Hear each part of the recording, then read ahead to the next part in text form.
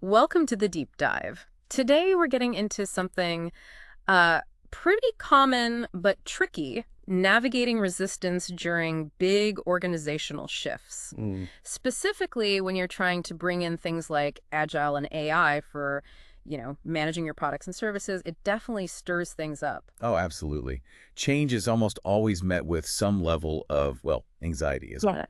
Yeah. Yeah. And when you talk about new ways of working for product management or bringing in AI, you're going to see a whole range of reactions. Exactly. You kind of get those three buckets, right? The people firmly against it, the ones who are super enthusiastic, and then this really vital group stuck in the middle. That's a great way to put it. And we're going to argue today that, look, trying to convince those folks who are dead set against it, it's often, well, maybe not the best use of time and energy, especially early on. Yeah, I agree. You can spend a lot of cycles there.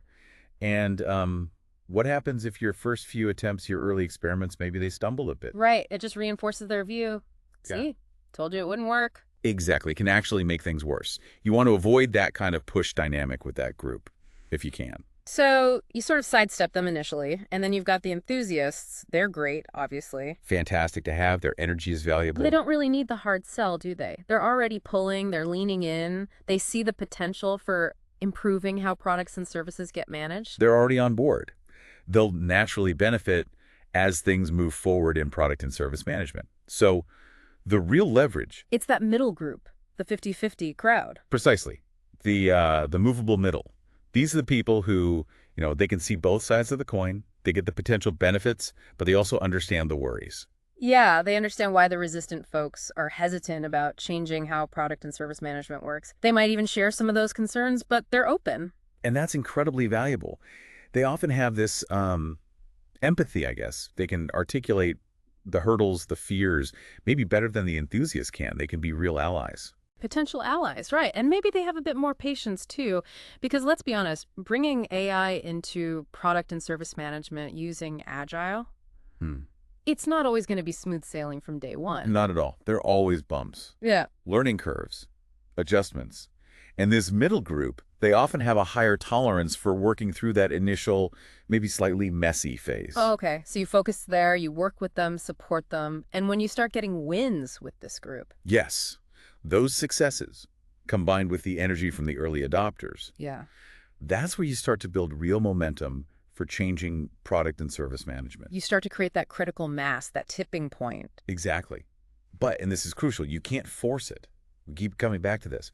Trying to ram change down people's throats, especially with how they manage products and services, it just ramps up the resistance. So it's about creating the conditions where people want the change, they see the why for themselves. Yes. You need to foster an environment where they see the value for product and service management and actually choose to pursue it. They start pulling for it. Okay, so let's connect this specifically to Agile and AI in product and service management. Why is Agile seen as so important here? Well, AI work, especially in its early stages, applied to products or services, it's often quite complex, right? Mhm. It changes fast. The requirements aren't always perfectly defined up front. Okay, yeah, very dynamic. Very dynamic. And if you think about the traditional waterfall approach, often used in, say, project management. Right, waterfall for project management. Lots of upfront planning. Exactly.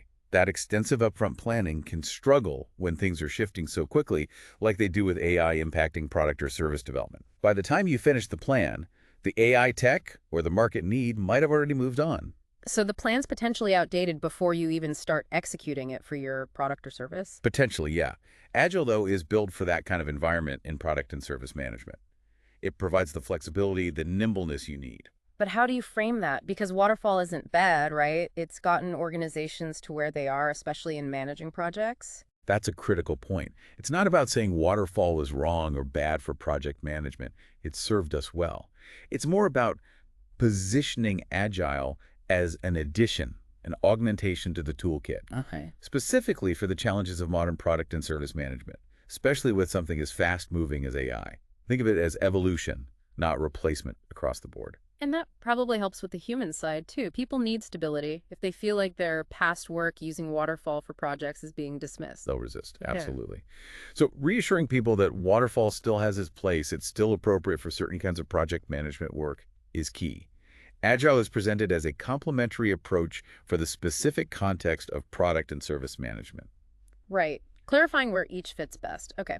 But then there are misunderstandings about Agile itself that can cause resistance in product and service management teams, aren't there? Oh, definitely. Several common ones. Like the idea that it's just about, I don't know, stand-ups and sticky notes. Yes. Just tools and practices. Yeah, that's a big one.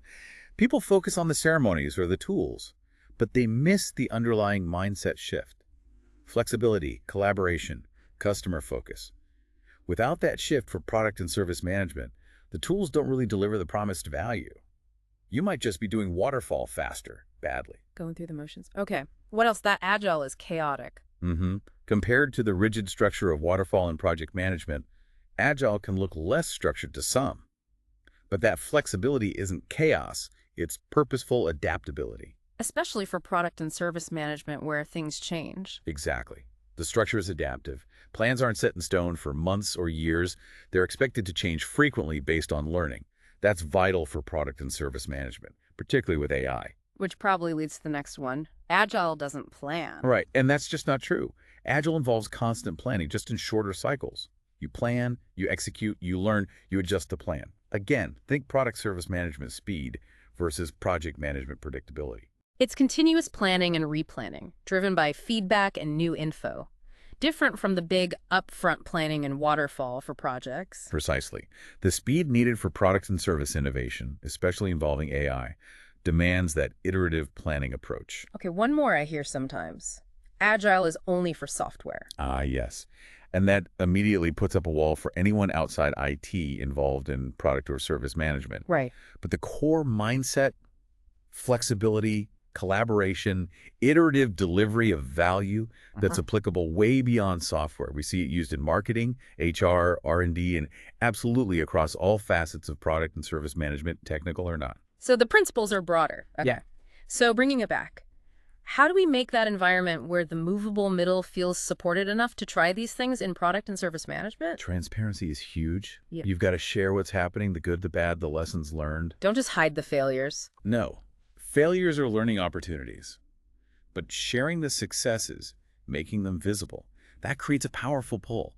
People see their colleagues in product and service management having positive results with Agile and AI. And they get curious, hey, what are they doing over there? It seems to be working. Exactly. And those folks in the movable middle who start having good experiences, they become your best champions. Like that story you mentioned, the product owner who was initially resistant. Yeah, exactly that case. Initially very skeptical, worried about the changes. But after experiencing how Agile helped them deliver value faster and adapt to feedback in their product management role, they became one of the biggest advocates. Wow. So their journey speaks volumes to their peers. It really does. It carries more weight sometimes than hearing it from leadership or external consultants. Focusing on supporting that middle group truly can amplify the whole transformation within product and service management. That makes a lot of sense. So for everyone listening, maybe take a moment to reflect. Have you been part of a transformation, maybe involving Agile or AI, where you saw resistance? How is that handled? What seemed to work or maybe what didn't work so well from your perspective?